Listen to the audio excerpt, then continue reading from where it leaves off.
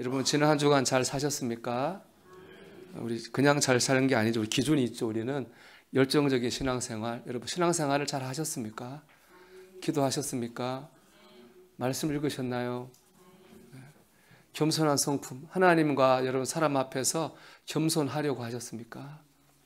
긍정적 태도, 말 한마디라도 그래도 밝게 하려고 여러분 애쓰셨습니까? 제가 그 가람의 사거리죠. 맞은편에 보니까 토요일마다 뭐 줄을 서 있어요. 뭔지 몰랐어요. 제가 컨테이너 앞에 줄을 다 서 있어요. 차들이. 알고 봤더니 복권이 있더라고요. 거기가 당첨이 잘 되는 데인가 봐요. 그래서 토요일 되면 사람이 줄을 쫙 서 있어요. 저도 한번 사러 가봤어요. 될까 싶어서. 현금만 받는다고 왔어요. 그냥. 사람 마음이 다 그런 것 같아. 뭐가 됐으면. 그런 마음이 다 우리에게도 있잖아요. 근데 그런 생각을 해봐요. 아니 내가 돈을 쫓아다니는 동안 부자가 되겠습니까? 그러면 다 부자가 되지. 돈이 나한테 와야 되겠죠. 그런 말 있잖아요. 축복이 나한테 와야 됩니다. 행복이 나한테 와야 됩니다. 저는 이런 생각을 해봐요. 우리가 갖춘 이 세 가지 기준이 축복이 오게 만드는 것이고, 축복이 온다 그래도 누리지 못하면 그게 무슨 소용이 있습니까? 그 유명한 얘기 있잖아요. 독사가 물을 마시면 그 독이 되는 거거든요. 축복을 누릴 준비가 안 돼 있으면 축복이라 할 수 없겠죠. 그래서 우리가 받을 준비, 누릴 준비라고 저는 믿어요. 그래서 우리가 신앙생활을 열심히 하고 하나님과 사람 앞에 겸손하려고 하고 긍정적인 사세로 나갈 때에 우리가 복을 받을 수도 있고 누리게도 될 줄 믿습니다. 우리 다음 한 주는 더 그런 변해가는 저와 여러분 되기를 축복합니다. 오늘 말씀드리는 왕입니다. 원래 이스라엘은 왕이 없었어요. 사사라고 하는 지도자들이, 영적 지도자가 이스라엘을 다스렸어요. 오늘 본문이 사무엘서인데요. 이 사무엘이 바로 사사예요. 근데 이스라엘의 장로들이 와서 사무엘한테 이제 우리가 왕이 있어야 되겠는데 왕을 세워주세요. 그렇게 말했다고요. 사무엘이 기분이 되게 나빴어요. 왜냐하면 지금 자기가 나라를 잘 다스리고 있는데 왕을 세워달라고 하는 거는 자기가 다스리는 것이 마음에 안 든다는 얘기잖아요. 기분 나쁜 사무엘이 하나님께 가서 일러 바쳤어요. 하나님 뭐라고 하셨느냐 이렇게 말씀하셨어요. 7절 보면 여호와께서 사무엘에게 이르시되 백성이 내게 한 말을 다 들으라. 이는 그들이 너를 버림이 아니요 나를 버려 자기들의 왕이 되지 못하게 함이니라. 사무엘한테 말한 거야. 그 사람들이 널 버린 게 아니라 날 버린 거야. 왜냐? 사무엘을 통해서 그 일을 하게 하신 분은 하나님인 거예요. 이스라엘 백성이 싫어하고 문제 제기한 건 결국엔 하나님이 싫어서 그렇게 한 거라는 거죠. 사람들은 하나님이 사무엘을 통해서 이스라엘을 다스려가는 이 시스템을 만족하지 못한 거예요. 그 본심이 사무엘상 8장 20절을 보면 나와요. 우리도 다른 나라들 같이, 이게 제일 중요한 단어예요. 우리의 왕이 우리를 다스리며 우리 앞에 나가서 우리의 싸움을 싸워야 할 것이니라 하는지라. 우리도 다른 나라들 같이. 이게 사실 이스라엘이 사람들의 본심이에요, 본심. 다른 나라는 왕이 있었습니다. 왕궁도 있었습니다. 왕이 거느리는 군대도 있었습니다. 아주 위험이 있고 체계적이죠. 그렇지만 이스라엘은 아무것도 없었어요. 그냥 그때그때 사사를 하나님이 세워서 이스라엘을 다스리게 한 거죠. 이스라엘 백성들이 보기에는 그 사사를 세워서 하는 것보다 왕이 있고 왕궁이 있고 왕궁에 군대가 있는 것이 훨씬 좋아 보였어요. 그래서 다른 나라 사람들처럼 살고 싶은 거예요. 그래서 왕이 있어야 되겠다. 다른 나라처럼 요구한 거예요. 근데 이 말에는 굉장히 큰 함정이 하나 있습니다. 왜냐하면 그동안의 이스라엘 역사를 보면요. 왕이나 군대가 없어서 이스라엘이 위기에 빠진 적이 한 번도 없어요. 이스라엘이 위기에 빠진 이유는 다른 데 있었습니다. 사사기 3장 7절부터 한번 볼까요? 이스라엘 자손의 여호와의 목전에 악을 행하여 자기들 하나님 여호와를 잊어버리고 바알들과 아세라를 섬긴지라. 악을 행해서 사과하고 하나님을 잊어버리고 우상을 섬긴 거예요. 8절입니다. 여호와께서 이스라엘에게 진노하사 그들을 메소포타미아 왕 구산 리사다임의 손에 파셨으므로 이스라엘 자손의 구산 리사다임을 8년 동안 섬겼더니 왕이 없어가지고 이스라엘이 고난당하고 위기당한 게 아니에요. 하나님 앞에 죄를 지은 거예요. 여기까지 인도하신 하나님의 은혜를 잊어먹었어요. 하나님이 아니라 다른 것들을 섬겼다고요. 하나님을 믿고 의지하지 않는 삶을 살았기 때문에 이스라엘이 불행하고 위기를 겪은 거예요. 왕이 없어가 아니거든요. 하나님의 임재연습이라는 책이 아주 유명한 책이죠. 그 책을 쓴 분은 로렌스라고 하는 수도사인데요. 이분은 40년을 넘게 수도원에서 밥하고 빨래하고 설거지만 했어요. 그랬는데도 위대한 영성가로 존경받아요. 그분의 쓴 책 뭐 이런 게 나와요. 우리로 말하면 계란 후라이를 한번 뒤집어요. 뒤집기로. 그 다음 하나님께 감사기도를 드린대요. 그리고 나면 하나님의 임재로 그 주방이 가득 찬다는 거예요. 우리를 행복하게 하고 축복되게 하는 건 다른 것이 아니라 하나님의 임재입니다. 여러분은 살면서 언제들 행복하셨어요? 저는 제 인생에 제일 행복한 순간은 고등학교였는데 수련회 갔다 와서 그 몇 달이에요. 그때는 정말로 하나님이 늘 저와 함께 계신 것 같아요. 뭐 이러면 이상하지만 이렇게 얘기하면 화장실에 앉아있을 때도 하나님 같이 계신 것 같더라고요. 늘 하나님이 나와 함께 계셔. 그때 앞에 저희 집 앞에 동성교회라는 교회가 있었거든요. 거기 이제 새벽 예배를 나갔는데 시골이니까 새벽에 마침 논이 앞에 딱 논인데 가을에 그 벼가 황금 벼가 있어요. 길에 보면 들꽃도 펴 있고 풀도 있어요. 하나님이 나를 위해 심어놓으신 것 같더라고요. 하나님이 나를 위해서 이게 심어놓으셨구나. 얼마나 기쁘고 감사한지 몰랐어요. 그때 제가 뭐 돈 많은 부모가 있었습니까? 건강이 있었습니까? 보장된 미래가 있었습니까? 아무것도 없었죠. 그런데 하나님이 임재하셨다고 하는 것을 느끼며 사는 거예요. 그래서 저는 제일 행복했어요. 여러분, 하나님의 백성된 우리에게 가장 중요한 것은 하나님과의 관계입니다. 뭐가 있어야 행복하고 뭐가 없으면 절대 행복 못해. 그건 하나님을 믿지 않은 저 다른 나라 사람들 이야기예요. 우리는 그렇게 살면 안 되는 거예요. 우리는 하나님 백성으로서 하나님과의 더 좋은 관계에 집중해서 살아야 되는 겁니다. 그런데 이스라엘 백성은 그러지 않은 거예요. 그러지 않고 다른 나라 사람처럼 다른 걸 구한 거죠. 물론 그 세상 거 주는 것들이 주는 기쁨과 만족이 있어요. 어떻게 없겠어요. 근데 그것의 특징은 뭐냐? 잠깐이라는 거예요. 잠깐. 좋은 집에서 살고 좋은 거 먹는 거 그 기쁨이 잠깐이에요. 매일 살아보면요, 그 집이 그 집이에요. 매일 먹어보면 어차피 똑같은 한 끼인 거예요. 똑같아요. 결국에 거기서 편안히 잠자게 하시는 분 하나님이에요. 입맛이 돌게 하시고 먹은 거 잘 소화되게 하시는 분은요, 하나님인 거예요. 우리에게 날마다 필요한 평안을 주시고 우리에게 날마다 필요한 힘을 주시는 분은 하나님입니다.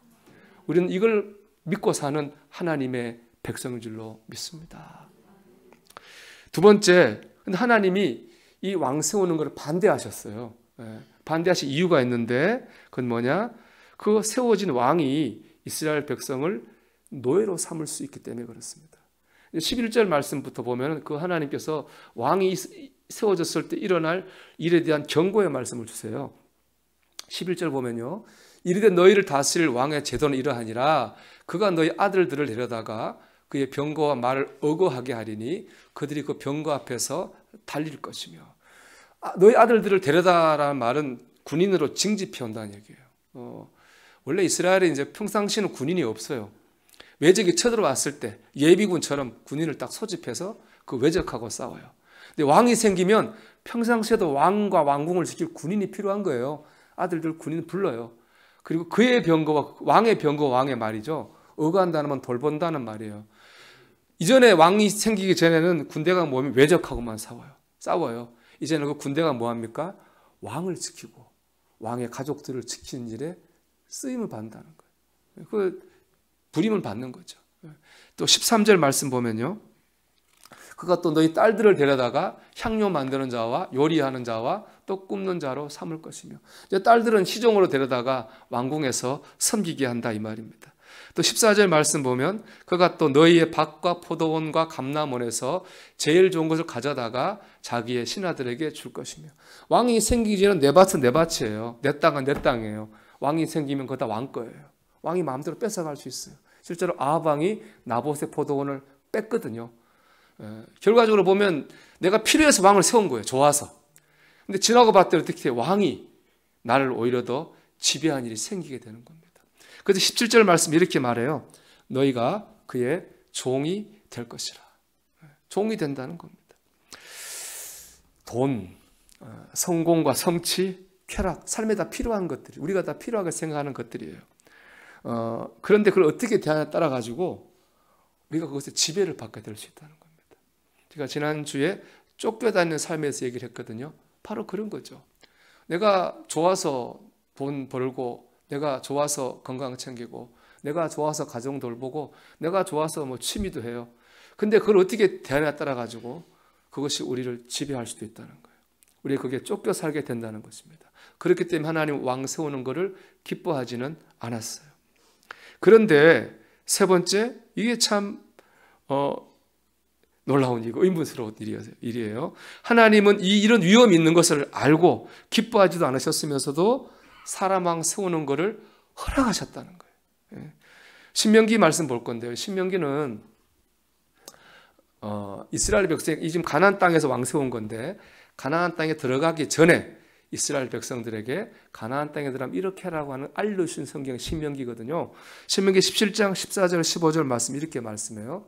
내가 내 하나님 여호와께서 내게 주신 땅에 이르러 그 땅을 차지하고 거주할 때에 만일 우리도 우리 주위의 모든 민족들 같이 우리 위에 왕을 세워야겠다는 생각이 나거든 반드시 내 하나님 여호와께서 택하신 자를 내 위에 왕으로 세울 것이며.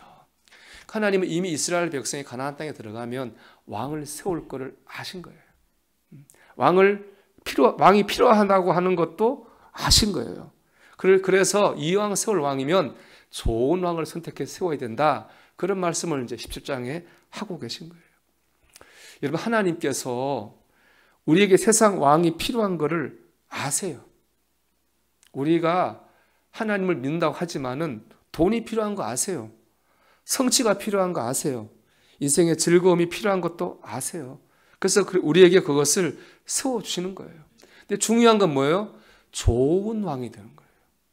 우리가 추구하는 물질이 좋은 물질이 되는 거죠. 우리가 생각하는 가정과 자녀가 좋은 자녀가 되는 거예요. 우리가 얻고자 하는 성취와 기쁨이 좋은 거 되는 거예요. 그거 좋은 건 다른 거 아니에요. 하나님의 뜻과 영광을 드러내는 것이면 되는 것입니다. 하나님께서 이제 첫 번째 세운 왕이 사울 왕이거든요. 하나님 사울 왕 세울 때 두 가지 하셨어요. 첫째는 머리에 기름을 부으셨어요. 그 기름을 부은다. 이 기름이 의미하는 겁니다. 하나님의 영, 성령을 의미합니다.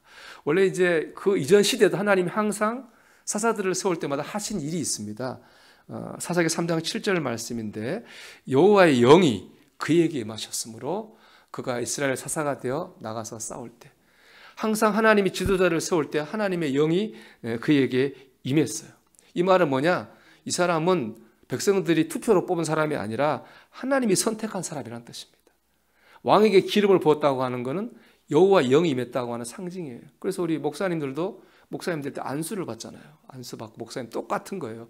하나님이 세웠다는 거예요. 하나님 그걸 하셨고요. 두 번째, 사울에게 이런 말씀 주셨어요.